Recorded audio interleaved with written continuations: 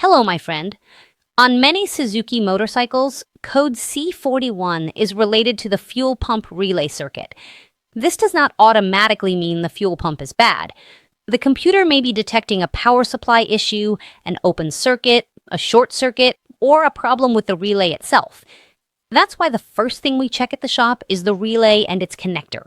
We look for loose terminals, corrosion, moisture, or any wire that isn't making proper contact.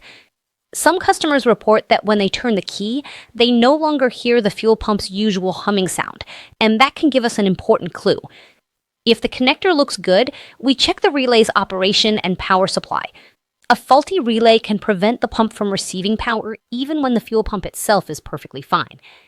Now, if the relay checks out, we move on to the fuses, power supply, grounds, and wiring. A broken wire or poor connection can cause the exact same C41 code. In fact, some customers have reported that even after replacing the relay, the pump still doesn't work, which means the entire electrical circuit needs to be checked.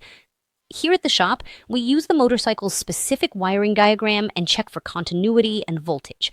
It's not a good idea to test things blindly because Suzuki also warns that care must be taken when performing electrical measurements at the ECM connectors. One important thing I don't want to leave out is that if the entire circuit checks out and C41 keeps coming back, then we can start looking into the ECM. Suzuki does consider a possible computer failure, but that should be one of the last possibilities we investigate after everything else in the circuit has been checked.